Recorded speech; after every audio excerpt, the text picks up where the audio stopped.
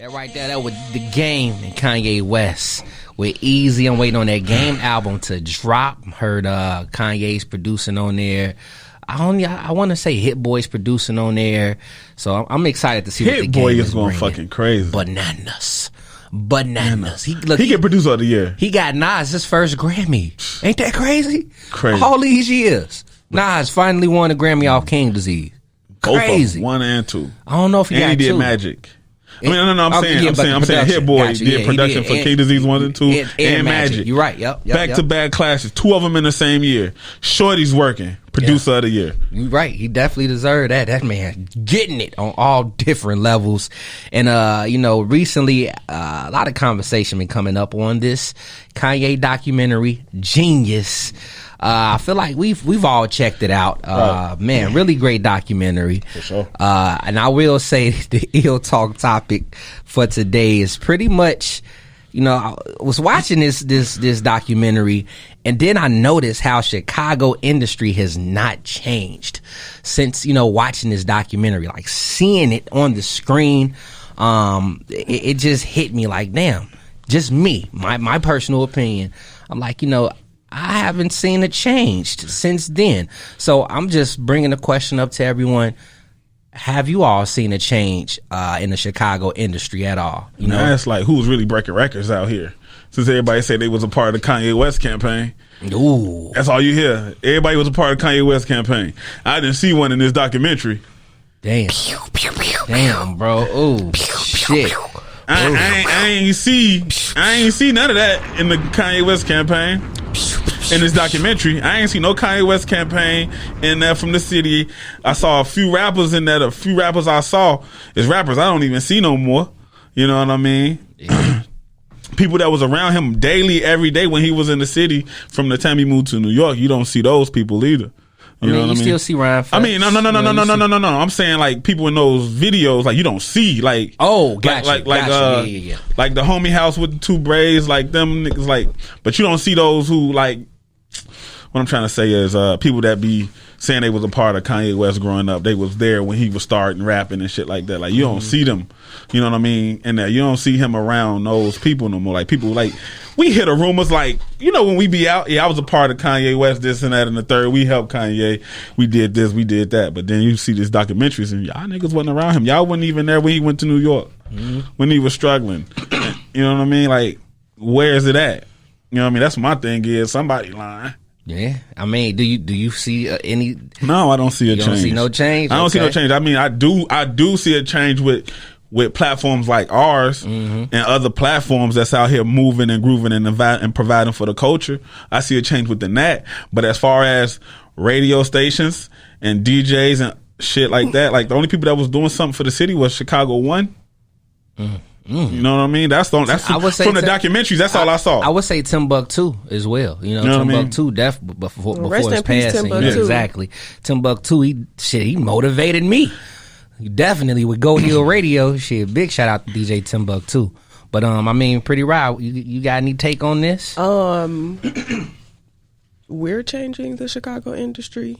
I'm just gonna say it. Yeah. I think we are. I mean, but to get back to the actual topic, I'm gonna pop my shit a little bit.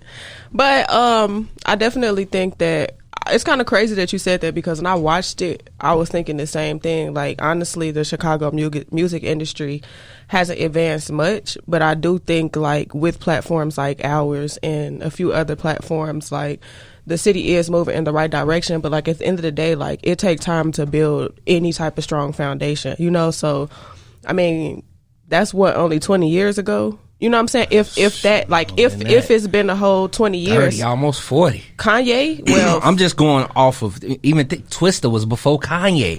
And Twista was in Drink Champs recently talking about the same shit, the hate, the egos here in the city. So. But I think that like, yeah, but at the same time, Chicago's still Chicago. You know what I'm saying? Like, our city's still suffering from the same shit that it's been suffering from. But like, I think now, like, because the drill era has passed and like that kind of, it's like forcing the city to come together in ways that they haven't before. And I think in some aspects it's a bit more genuine, but in other aspects you're still going to deal with ego everybody in Chicago want to be the best of what they're doing. They want to be, you know what I'm saying, instead of just let's just let us as a city be the best, you know, like, and push all the talent. So I think a lot of it is because we so divisive in many ways. Like, we don't know how to just come together for the greater good of the city.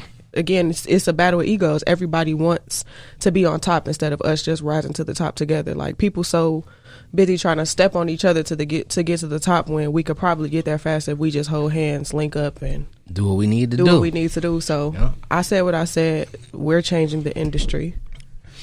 Yeah. I mean, of course, when I tweeted it, you know, I was watching, and that was the first feeling I got. Like, damn, coming from an artist background and you know, doing media, and I'm like, ain't shit really changed at all. And when I say ain't nothing changed, I'm talking about, of course, the hate, the egos, that is our city, but that needs to change. The mentality needs to change as well. And then, of course, I was looking at, there's still no major labels. Ain't no label here. Artists still have to fly out in order to really, I want to make an impact. You know, it's still artists to this day flying out, going to these, you know, major labels or looking for deals outside of the city when it's a city full of talent. So that's what I saw when I was looking at the documentary. I'm like, it's still nothing here. Kanye had to fly out to New York. He risked everything and moved to New York for a chance. You know what I'm saying? Even Twista in his prime days. But go ahead. But I also think it's beneficial that Chicago niggas leave Chicago, though. Because I think, like, we talk about this crabs in the bucket mentality. I seen something that was saying, like, we often talk about the crabs in the bucket mentality and how, you know, the crabs are fighting to get out and they stepping on each other, but nobody talks about how a bucket is not their natural habitat. Mm-hmm. So I think a lot of Chicago niggas considering the environment that we in, because the mindset and the ego don't change, because Chicago niggas still dealing with the same problems. A lot of niggas still poor. They still dealing with violence. They still dealing with that shit. I think some of them need to get out and see the world, though, and see that there's much more to the world than just Chicago. I'm not saying that they should have to leave to get on, but I do think that some of these niggas need to leave. That's, like, everybody needs to, of course, leave, but I'm just speaking on the fact of Chicago industry not changing at all. Like, there's still no major nothing here. It's a lot of third party or middlemen instead of like an actual major source, because our major sources go somewhere else. That's from here, they'll go somewhere else and they'll make a source out there. Look at Kanye doing his academy school in Calabasas. Kind of get what I'm saying? That could have been something that would have been appreciated here. Could have been a Donda Academy or something like that. But that's why I say, like, it's still no change. The energy doesn't come back home at all. It's no energy here at all. Like, artists, you don't hear nobody. You don't hear people like T.I. talking about leave Atlanta. Don't nobody leave Atlanta. People from Atlanta stay in Atlanta. And they continue to build. They continue to build in Atlanta. That's why everybody in Atlanta is successful. Artists in Atlanta are successful because when T.I. is in his car and he listening to the radio station, he's hearing the next motherfucker being played. Or he's bumping into the next motherfucker that's bumping, or he knows somebody that knows somebody that knows somebody that's active in these open mics. And when they doing the thing, they got this big thing they got called the shit show for up and coming artists, where major artists are going to. You know what I mean? We don't have that here. Yeah. It's nobody to bump into a Dirk or a Herb or, you know, or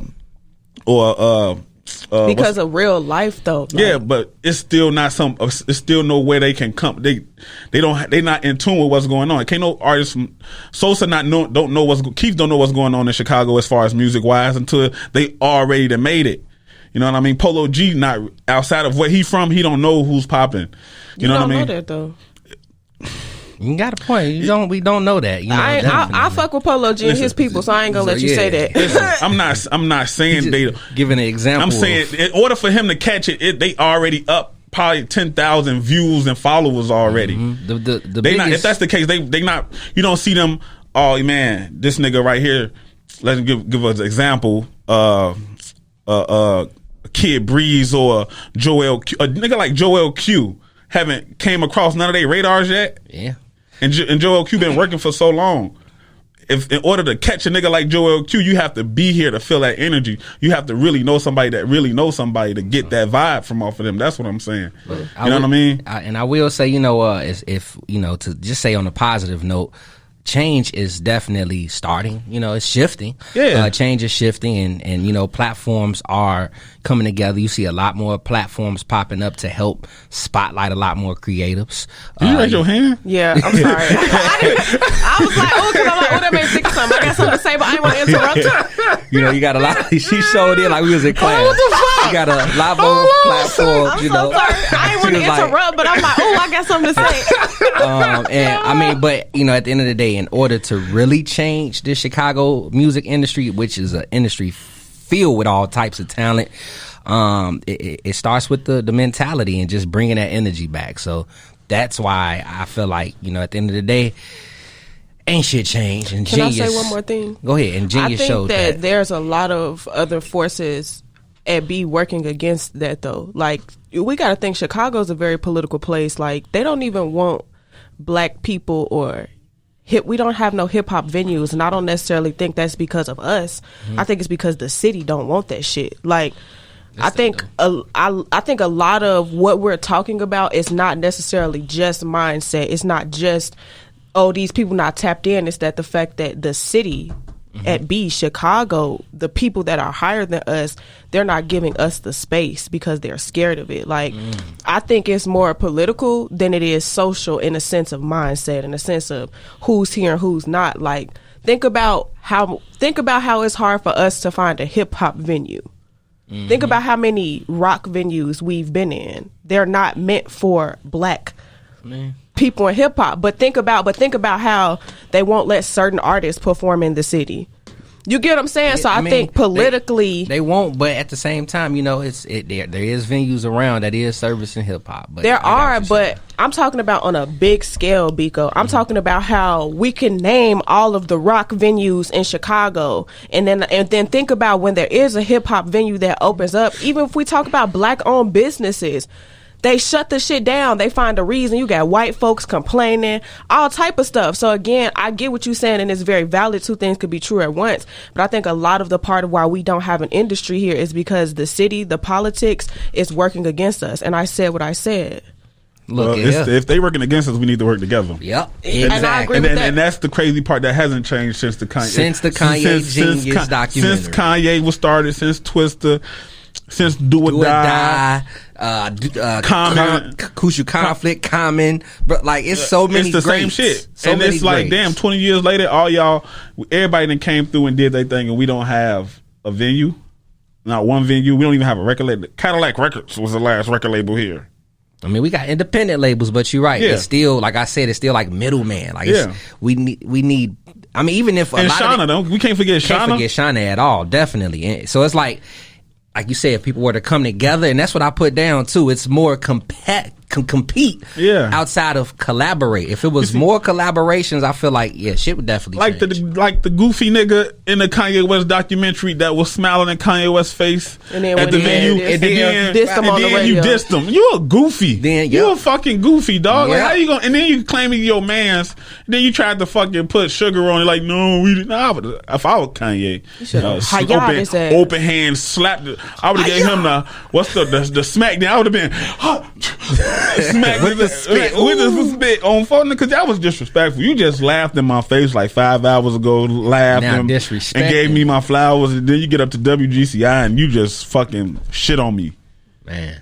Literally. Yeah. So if you haven't checked out that Genius documentary, we suggest you all go check it out. It is a very solid documentary. You get to see everything. I mean, you get to see the downs, the ups, the downs and ups again. That shit is and it's and all shout out to Jay authentic. Ivy too. Man, shout out to Cootie. Shout out to Cootie. Cootie. What's his name? Sheik.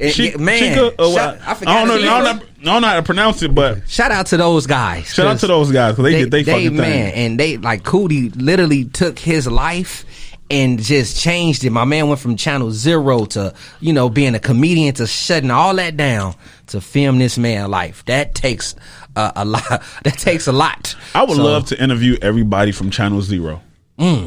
If y'all know anybody from Channel, if anybody got any type of connects with Channel Zero, from everybody that had something to do with Channel Zero, please hit my line or hit us up, because I would love to have y'all on iLLANOiZE Radio. Yes, sir. For sure.